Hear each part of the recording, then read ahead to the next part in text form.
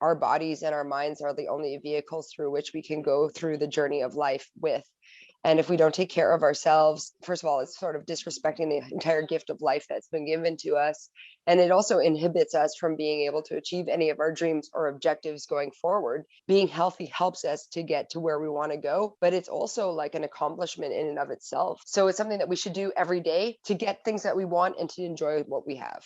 I think that health and wellness has always been a part of the punk scene, but it's also something that's been cast aside and also overshadowed by other narratives. I think that what we need to have is like real conversations with ourselves and with our friends to talk about what's best for us and how doing what's best for us is actually what punk is. Sort of take off the burden of making people feel like they have to do unhealthy things to fit in or to be party people. We'll see people who are happier, who are more open, and who are more able to engage and create and do something positive. Yeah. Welcome to the Collaborative Resource Hub by Wellness Provisions. Our mission is to bridge the gap between mental health, wellness, and music, specifically rock and roll. I'm Amy McBride, owner of Wellness Provisions, the most badass wellness business. Wellness Provisions supplies rock and rollers with high-quality supplements. We give you a trustworthy place to go where you can essentially shop blindfolded. Our wellness kits were created out of a need to simplify your shopping experience and make it stress-free. You'll get the most effective nutrients in the least amount of bottles with the least trial and error. Immerse yourself in the Collaborative Resource Hub by going to our website where you'll have access to helpful resources that can nudge you in the right direction. Let's inspire each other. If that guy did it, so can you. Find the Collaborative Resource Hub interviews on YouTube, all major podcast platforms, and subscribe to our newsletter to stay in the loop. Last but not least, my legal disclaimer: nothing in this interview or the Collaborative Resource Hub substitutes medical advice. Please connect with your GP if you need medical guidance. Jenny, thank you so much for sitting down and making time to talk with me today. How are you doing? I'm doing great, Amy, and thank you so much for including me in this very awesome initiative. Yeah, I'm excited. So you play in The Choices and Rebels Rule, two bands. Can you speak to what those groups sound like if someone has not heard you guys before? Yeah. So Rebels Rule, which you can check out from my cool t-shirt, is actually a band that's based in Russia. And we started the project a couple of years ago because my friends and I thought it would be really funny to do a April Fool's joke. So I had kind of received like a lot of negative criticism about my own solo projects and other projects, saying like, you know, she's not a real musician, she doesn't know how to play, she doesn't know how to sing. And I wanted to sort of use that criticism in a funny way to say, if I did something that wasn't under my name and wasn't necessarily associated with me, would people still judge my music the same way? So we decided to take the name Rebels Rule, which was a band that did exist in 1975 on Pathé Orient Records and was registered to that label in China. And we redid an EP in Cantonese, which is kind of a like wink to my Chinese roots. And the music was recorded analog on a reel-to-reel. It was like kind of giving like a Chinese sort of poppy rock vibe with like glammy roots to fit into like the 1975 aesthetic. And we released it on April Fool's Day, saying that it was a re-release from the 1975 band Rebels Rule. And actually, interestingly enough, nobody got that it was a joke. And the EP sold out twice over from our record labels. So they said, yeah, you know, everybody loves Rebels Rule. And then it was like such a vindication moment where I was like, ha, fools, that's me the whole time. And so we decided to like continue with the project, which was beyond its original scope. And we just released our first album, which came out on April 1st, 2021. And if I could characterize the sound, I would say that it's really music that's spoken from like a woman's perspective, but could be like general. It talks about heartache. It talks about the need to dance, the need for community, the need to feel sorrow, but also to feel light at times. It's really danceable. There's a lot of rocky riffs. We have a lot of keyboards, a lot of like cowbells. And I would say that it's the Sweet meets Joan Jett meets Suzi Quatro with Asian influences. So All of that sounds amazing. I was just playing my buddies some songs from the Suite. I love the AC/DC song by them. love it. I love it. I mean, like you can't listen to that music and not dance, and that's how you know it's good. Totally. Yeah, yeah. So that's the Rebels Roll Band, and the Choices is I would say a real band in the sense that like we started as the Choices and we've always been the Choices, and it's sort of 1977 inspired punk rock, mostly Buzz Cox stuff. We like to accentuate like harmonic choruses as well as feel good melodic verses, and we are releasing our first album this year as well in June on Ron Alley Records. So it's been like a tough period with the pandemic, but we've really tried to use all of that time to do something creative, so Awesome. looking forward to it. Yeah, that sounds so cool. So, like, why is taking care of your health and well-being important to you? Well, I think it's the foundation for everything that we live in life. I mean, our bodies and our minds are the only vehicles through which we can go through the journey of life with. And if we don't take care of ourselves, first of all, it's sort of disrespecting the entire gift of life that's been given to us. And it also inhibits us from being able to achieve any of our dreams or objectives going forward. So it's like the basic idea of like respecting ourselves and living a good life. It's kind of like, well, why is breathing important? um, because I want to be here and I want to do things. And I think that health and wellness is like an end as well as it is a means to an end. So when I say that, I mean it's a means to an end because being healthy helps us to get to where we want to go, but it's also like an accomplishment in and of itself. Like, so it's something that we should do every day to get things that we want and to enjoy what we have. I love it. That's very well said. I like that. Do you see a tie-in like with the punk rock scene and with taking care of one's mental health and physical health? I definitely do. And that's one of the reasons why I was so excited and inspired by your project, Wellness Provisions, because I think that health and wellness has always been a part of the punk scene, but it's also something that's been cast aside and also overshadowed by other narratives. Like one of the biggest inspirations for me when I was growing up was actually Minor Threat, because I think that that band liberated me from having to go through with a lot of like, for example, overconsumption of alcohol or like drug use, simply because it gave me an idea that you don't have to do that to be cool. And you don't have to do that to be punk. And you don't have to do that to like hardcore. Mhm. And I feel like a lot of punk has been polarized. Like it's either you're straight edge or you're not. And if Yeah, you're not straight edge, it's like party all the time. And that's what makes you in the in crowd. But it right. doesn't actually have to be like that. And I think that what we need to have is like real conversations with ourselves and with our friends to talk about what's best for us Mhm. and how doing what's best for us is actually what punk is. Exactly. Yeah. I mean, that's precisely what it is, and supporting each other. Because so many people as well, when they want to start cleaning up their act or just not even take part, they get so much slack from people and like, peer pressure, even in the scene about it's unfortunate. Definitely. And I think that talking about health in a really realistic way, especially mental health, will open up a lot of creative platforms for people to feel accepted and also to feel encouraged to do what they want to do. I mean, for example, like not to draw like a outrageous parallel, but for a long time talking about women's rights and feminism in the punk scene was not cool because it was being a whiner or a complainer.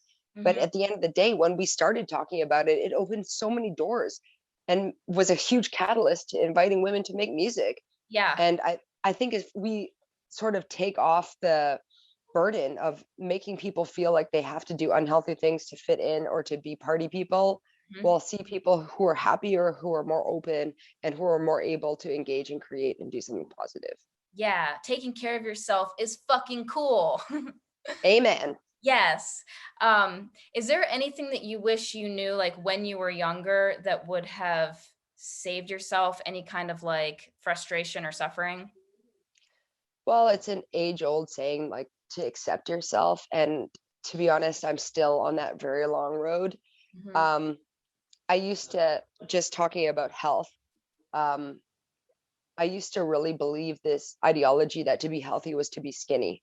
And there was a lot of fat shaming when I was growing up, and that came from mainstream media, and it also trickled down into the punk scene.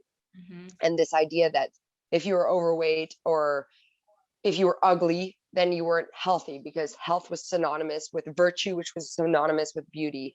And Mm-hmm. that was an additional burden as well as a woman. And I'm sort of unlearning all of these really toxic beliefs, because everybody is different. Yeah. And we should embrace that and cherish it, and love what we do have, so that we can better take care of it, instead of trying to fit into somebody else's mold, and Mm-hmm. instead of accusing people of being unhealthy, or accusing people of being in the wrong simply because of the way that they were born or the way that they were meant to be. This totally unproductive, and it only works against ourselves. Yeah. And also it's not accurate, because like I've always been skinny, petite, whatever, but I could, I have a fast metabolism. So I could get like eat like half a cake or like half a loaf of bread all in the same day. And it's like, whoa, I didn't get fat, but on the inside, I was fucking destroying myself. My adrenals were crashing and like depleted. I was just inflammation, my skin was bad, just so you can look at someone and think like, oh, on the outside they look healthy, but it's goes so far beyond that. So far. Oh, It doesn't for even sure. mental either. And also, like, these like cyclical attitudes of crash diets, and rapidly gaining, losing weight, for the sake of like self-esteem, which is really never a good way to build self-esteem. It's Mhm. horrible for your body as well as your mental health. And hinging this idea of self-worth on s- something that's like how big your waist size is just ridiculous. And Yeah. it's something I struggle with today, but I wanted to talk about it in this interview, because I think it's something I wish I knew back then, and I still wish I really believed now, but Mhm. I see that as the way forward. Yeah, that's good. I mean, you have the awareness, and yeah, you're implementing that kind of thinking and confidence building, and it's discipline, it's motivation, it's just self-worth, self-love. Definitely. And it's also understanding that like health and wellness is taking care of yourself for your own particular needs. It doesn't mean looking exactly like somebody else Hmm. or acting exactly like somebody else. It's being the best version of who you are. Yeah, you just be yourself and do what makes you happy, truly, because if it's making you happy or excited or pumping you up, then you're doing the right thing and you're in the right direction. Amen. Yeah. Amen. What are some ways that you balance stress in your life? Well, I think that I I've balanced stress a lot by living my life in a really diversified way. So I have a day job, I have music, I have my friends, I have my family, and I also have the things that just I like as Jenny. And I think that being able to integrate all of those factors into my life has really helped me become like a dynamic individual who hasn't put all of her identity or all of her purpose in one particular thing. And so, for example, when I feel very, very stressed at work, I always go back home and play guitar for an hour, or just listen to a few of my favorite tunes, and remember that like work isn't something that defines all of me. And it's the same thing when when I'm playing music and I get like negative comments or something on my YouTube channel. It really helps me to go back into something that just I enjoy. So for example, I really enjoy making face masks and putting them on my face, and like lying down on my bed and just watching TV. And yes, that's not something that's sexy or interesting to a lot of people, but it's something that I do for myself. And just like doing those small acts of self-love and self-care remind me that like my self-worth goes way farther than other people's opinions and also external evaluations. Yeah, big time.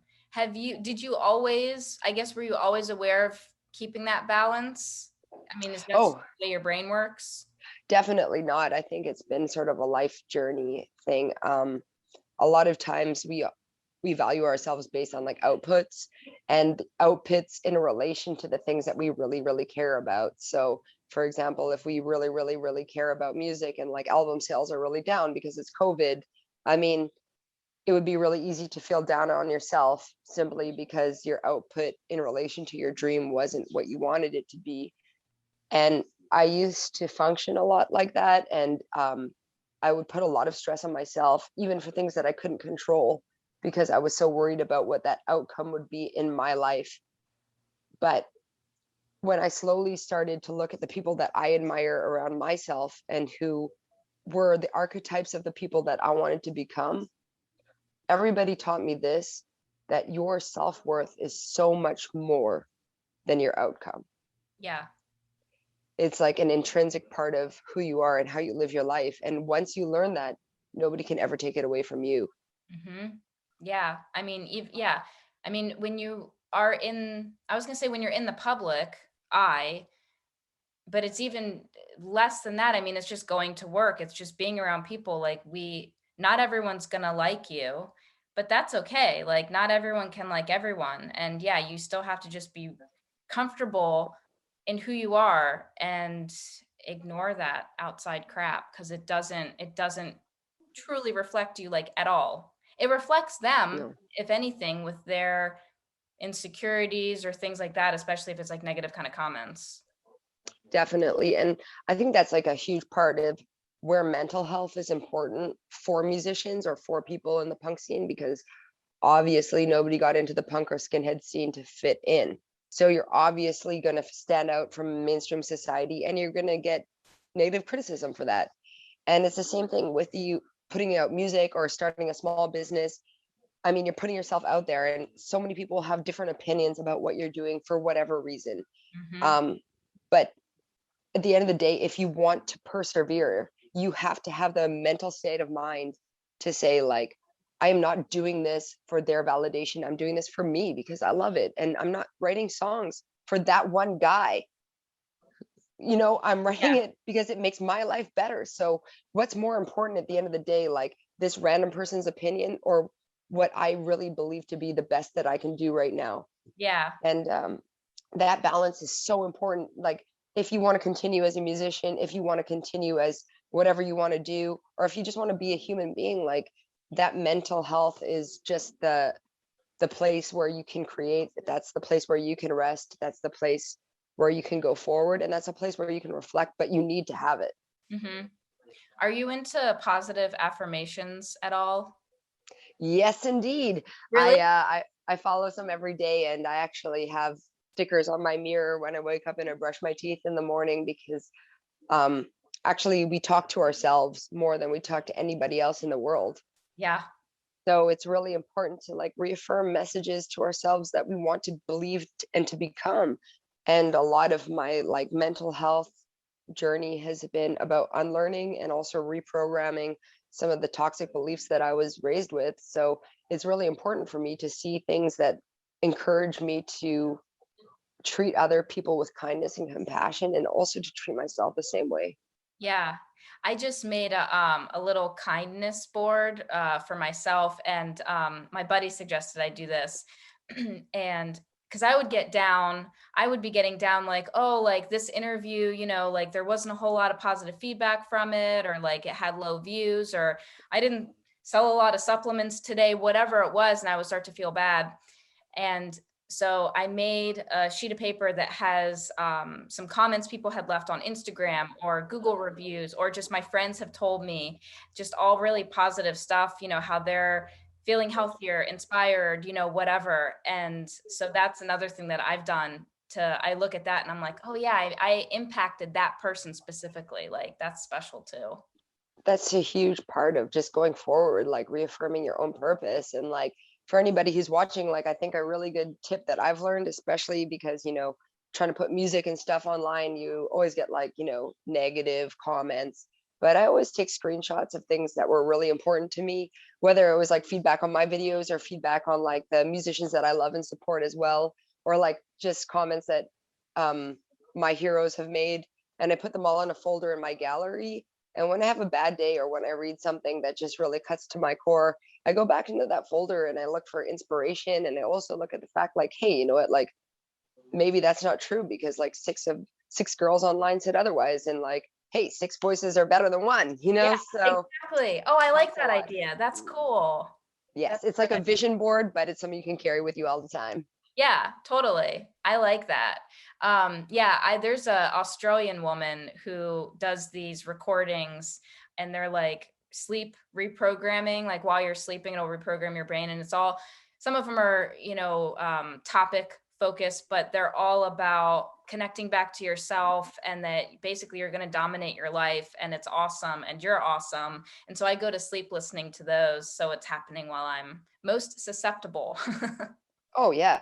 And I honestly find, Amy, that since I've been doing self-affirmations and also rewriting my own mental narrative, what comes out of my mouth is so much more positive and so much more affirming towards others as well. So it's Yeah. like a external effect. And then you're making someone else happy and excited. And then it's just like, that's how, that's good. Kindness and compassion spreading that way. It all starts with us. Yeah. Positivity is very contagious. Yeah.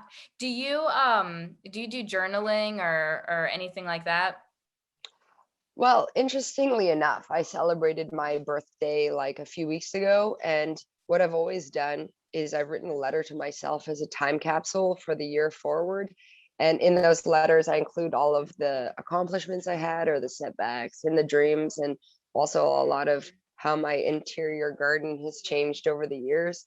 And it's kind of cool to have like those landmarks of your life to look back on. So you see like a real time capsule of all of the chapters that you've been through and where you want to go, and you can see what parts of you stay the same and what parts change. So I do that annually, and it's been really helpful for me to like track my growth that way. That's But cool. other thanks.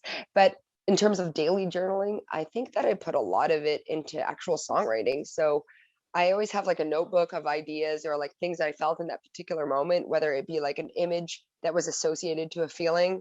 I write everything down on a piece of paper, and a lot of times those turn into songs or they turn into poems or something else. It's like the root of an idea or feeling. Yeah. Have any like healthy changes that you've implemented in your life improved your creativity? Definitely sleeping. Sleeping has really, really helped my creativity. Um, I think that like it's really easy, especially when you're working full time and you're a touring musician, to just cut down on sleep because it's like the quote unquote least productive thing that we do, which is totally wrong. But it was really difficult. Like some years I was doing 70 to 85 gigs a year and then working 45 hours a week in my regular job. So it was like I was always on all the time. And when you were not working or touring, you were doing rehearsals or you were doing other activities related to promoting the music. So I went through years where I was really, really tired and I was in denial of that. But that core fatigue really stumped my creativity because it was always running up against a wall, and a self-defeating wall because, the more you get frustrated, the less it comes. So that's actually been a really positive side of the pandemic for me because it's been the time for me to sit down, relax, and actually allow myself to chill. And since I started getting more sleep, my mental clarity has been so much higher. Yeah. How do you think you'll create balance, as the world resumes back to normal, music, shows start up again, you get busier? Mm. What do you think you'll do to stay balanced? Well, I think a lot of it is actually boundaries and also being able to say no. Because when I look back at my career as a musician or my personal life, I mean, I did a lot of things because I felt like I had to, Mhm. or because I felt like it would be entitled of me to say no. But I mean, the reality is there are just some gigs that are more fun to play than other ones. And there's, bands that I'm more keen to play with than, playing solo gigs in the middle of nowhere. And there are things that I didn't actually take a lot of joy and pleasure out of. And what I've been doing this last year is putting a lot of self reflection into what really makes me happy and what's the reason why I'm doing this. Um, and once I've sort of distilled like what it is I really want to do, because that's what gives me joy, I think I'll be able to come back out of this and say no to the things that I really don't think I want to do. And that will allow me a lot more personal time. Yeah, personal time. And also, I mean, but then I guess you got to be careful because it'll open up all these other opportunities will end up showing up that are in line with what you do want, you know? It's like there's that, but that's a good problem to have. Yeah, indeed, indeed. It's a constantly blossoming pearl of passion, I guess you could say. Yeah. But yeah, boundaries, saying no is really, really important. And a lot of people, they feel obligated, yeah, to say yes. And you got to like own the no. Definitely. And that's a really important part of self-value, Hmm. just to say, like, you know what, my time and my well-being is really important to me. So unfortunately, I can't. Yeah, good. Do you take any supplements? Yes, I do. So Really? I'm a vegetarian and a really strict one. So I take vitamin B12, which is really important because that's, normally found in meat and also animal products. Mhm. So that's really a bit important to me. I also take spirulina. I feel like every time I do take it in the morning, I just have like a lot more energy throughout the day as well. Try to be as sporty as I can, and I feel like it gives me an additional boost. But I take all of those in addition to, a regular woman's multivitamin every day. Cool. Good. And so you said you're vegetarian? Yes. So do you actually eat a lot of vegetables then? Because I know some Yes, I don't. do. I'm making artichoke tonight, as well as a little kale on the side, some spinach, and some butter squash. Oh, that sounds good. Yeah. I went through, especially during winter, I get a butternut squash, dice it up and roast it with some coconut oil, and then I throw in a can of when it's done, spicy black beans and then a little bit of wild rice and mix it. It's so simple, it's so freaking good. Oh my God, that's making me drool.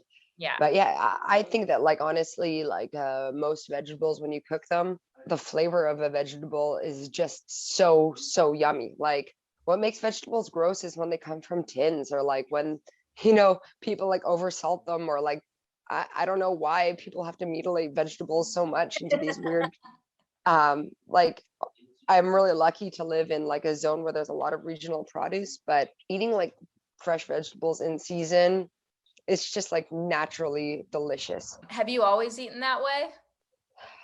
Honestly, no, Amy, because like we were talking about touring a lot, it's really difficult to eat well when you have an intensive tour schedule.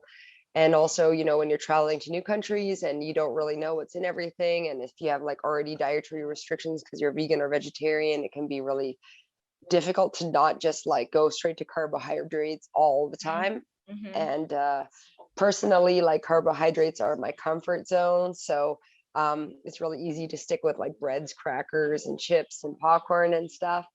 I don't believe in totally cutting it out because I think that everything should be in moderation. Um, and that's part of living life and having a healthy diet as well. Yeah. But I think that, like, one thing that's helped me eat better over time is just understanding that it's about introducing things as opposed to like necessarily taking things away. So the more that you do eat more fresh vegetables, the more you're getting those vitamins and nutrients. And just naturally over time, you're like more disinclined to eat like that extra serving of like white rice Yeah. because you're stocking up on other things. But I think that my advice would be for like touring musicians, especially people who do have dietary restrictions, is that it does really help just to have like natural food bars and stuff in your bag. Because like, especially, like when we were doing tours of like Central Asia and like Russia and stuff, I mean, there's just like nothing like it's like I this is just a funny story, but like, I was touring like in Myanmar like a year and a half ago, and like we stopped at a gas station and the guy just gave me like a rat on a stick, and he's like, "This is the only thing you can eat," and I was like, "Bleh." So, having an extra nutrition bar in your bag helps. Yeah. And like apples and bananas and trail mix and things like that.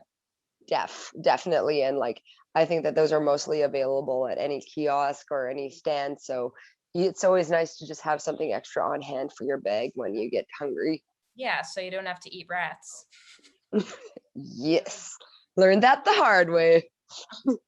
Um, do you notice a difference, let's say, you're touring or before you started, focusing on more like fresh foods and stuff, like, do you notice a difference in your energy levels and just your Yeah. overall well-being?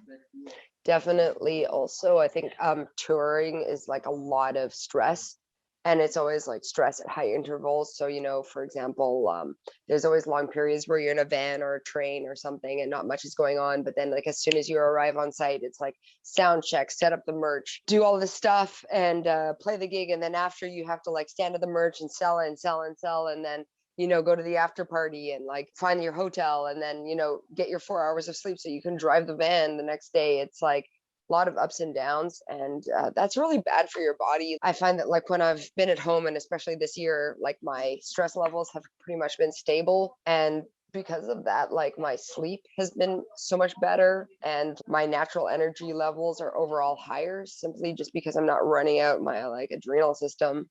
Yeah. Do you do any kind of like breathing exercises or meditation or anything? Yeah, I do a lot of breathing, but it's also really good if you're a singer. The two go very well together, simply because, like, when you're singing, you should warm up your diaphragm and warm up your whole body, and breath is like the gift of life. So it helps me when I'm doing like diaphragm or singing exercises to also imagine that as taking in and letting go. Yeah. There's one of the kits that I sell, it's a singer's kit, and there's a mushroom blend in it. There's a few different mushrooms in it, and it's really good for like energy and then oxygen uptake. And so like it's great for like lung function. So yeah, I mean, yeah, your lungs and breathing are huge if you're doing vocals. Oh, I definitely got to try that. Sounds Yeah. good. Yeah, it also comes with a throat spray and a little mushroom blend for immune support. So like when you are, on the go, like you can keep getting some like basic supplements for immune. Well, that's a really important thing when you are a singer because in that position, your body is your instrument. And if you have a cold or if you get sick, I mean, when you're on a tour, you can't cancel for those things. So you have to push yourself through it. And that really is working against itself because the more you stress your vocal cords and the more you stress your body, the harder the sound extraction is, which means the more that you push. So it's really important when you are a singer to get enough rest, to not be stressed, and to take care of your immune system. Yeah, and because I just recently talked with Milo from the Descendants, and his tips for a vocalist was proper sleep and hydration. He said those are two things, like that's the main things to have healthy vocals. Well, I don't know if I'll ever achieve their amazing harmonies, but I will definitely follow on their path and hope for the best. Just drink a lot of water. Yes. Do you have any podcast or book recommendations, wellness related, or just, like self-help kind of related that have been cool for you? Well, I would really recommend punk rock aerobics, which is a kind of subculture movement that started in Canada by a group of girls who wanted to blend healthy lifestyles with the love of punk and also being like alternative and embracing alternative beauty standards and like making an inclusive environment for sports and fitness for women. So that was a huge game changer for me. And here in Paris, I was inspired to start up my local chapter of the punk rock aerobics. So that was really a pivotal point in my life, including exercise into my daily routine and having fun while I'm doing it. So Yeah. I would say that's a huge one. And also like for people who are interested in like the fanzine subculture, like I would recommend reading Soy Not Oi because it is a very healthy handbook to vegan and vegetarian living from a punk rock perspective. And there's some great recipes in there that have lasted me more than 20 years. So it's a Oh my very God. good investment. So is it like a monthly thing that comes out? No, it was just like a cookbook that was put together by a whole bunch of punks in the States. Oh, And yeah, it's like in a fanzine format, but okay. it talks a lot about basic nutrients and how to get sufficient protein and B12 when you are a vegetarian or vegan. And it inside the cookbook, it also comes with like suggested playlists and mixtapes. The book is actually from the like early 90s, so it's like way before Spotify. But it's worth it if you want to have like a laugh and to also like participate in the subculture while staying healthy Yeah, and ethical. I love that. That's cool. I'll link that too so that people can easily find it from, the interview here. That's cool. Cute. Do you have any kind of, I don't know, just final thoughts that you would want to pass on to somebody listening? Yeah, I think that like we were talking about, Amy, these kinds of conversations are really, really important to have. I think that for a long time, punk and oi subcultures have really been focused on certain archetypes of what it's like to be punk or what it's like to be skin, and we need to be more open to evolution and also open ourselves to like a possible and better future.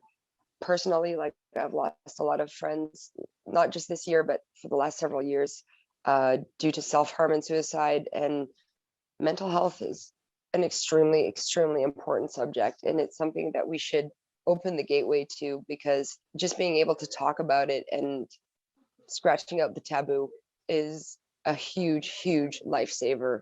And it's the same thing for unhealthy lifestyles. Like, I'm not judging anybody, and I think that healthiness means something different for everybody, but that goes vice versa. Like, I don't think that anybody in this world should be like forcing people to take drugs or consume alcohol or to be a certain way just to fit in. I think that we have to embrace any positive changes that people want to make in their own lives, and that self-care narrative has its place in punk and should be here to stay and should take part in a million different conversations just like this one. So that's why I'm really grateful to be a part of it. Yeah, everybody is just check on your friends. That's one thing. Your little bubble of people, it can start there if everyone just asks them how they're doing and, And mean it, support and them. Hmm.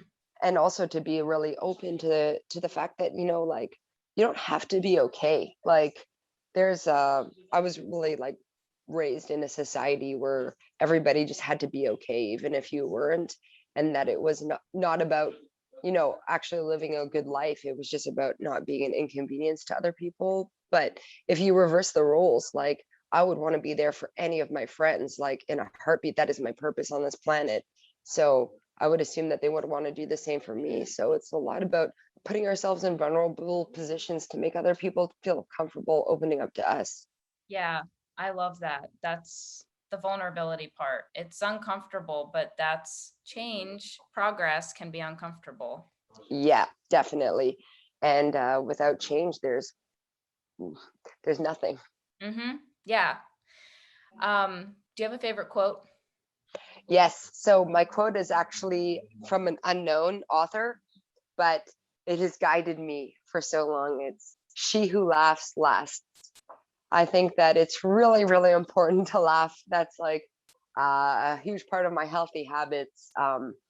First of all, it works your abs and your cardiovascular system, but it's just such a huge relief for the soul. And in terms of mental health, like, I'm not saying fake it till you make it, but like, sometimes when you see something absurd or critical or hurtful or painful, like, take a step back and realize how absurd that really is and just laugh at it, because you know what? Like, when you laugh, the world laughs with you. There's really very few things that will last forever. So just enjoy it while it goes by. That's solid. I read somewhere, one of my books, I don't even remember enough to even relay this to have it mean anything. But basically, it was saying that laughter truly is medicine. It went down all the ways, that it affects like your blood pressure and how it affects like the different, like I think it builds more maybe white blood cells or something. Like laughing is like a chain reaction chemically in your body to actually like improved health. Yeah, you're releasing dopamine, serotonin, Yeah. and you know what? Laughter is music. So here you go. Yes. Um, do either of your groups have anything cool coming up that you want to share on? Yes, indeed. So, as I mentioned, the Rebels Rule album just came out on April 1st, and it's available on Rondalia Records now. And we released a clip in April, and we're going to be releasing a new clip as well in June. So stay tuned on YouTube for that one. Okay. And for the choices, we're releasing our first full-length album in June, which you can check out as well on Round Alley Records. And we're going to be coming up with another new clip this summer as well. So it's going to be a humoristic sort of take on the whole confinement and COVID situation. So on the subject of laughter, we're hoping to crack a few smiles. Good. I like that. Less serious. So you have your shirt on. Do you guys have like dudes t-shirts as well? Oh yeah. So we got like the women's t-shirt for the Rebels Rule and the choices, as well as men's t-shirts in various colors and designs. And also for my solo project, we've got Jenny Woo t-shirts for all of those who are fashionistas and willing to take a bold move in their lives. I like that. Sounds like a commercial. Anyone who's just enamored with you, which after this interview, I mean, shit, you got a new fan. Likewise, Amy, I'm really like empowered by empowering people, and I really want to thank you for bringing something positive into our scene. Thank you. Yeah, it's important to surround yourself with people who inspire you and then know that, you're doing something to inspire them.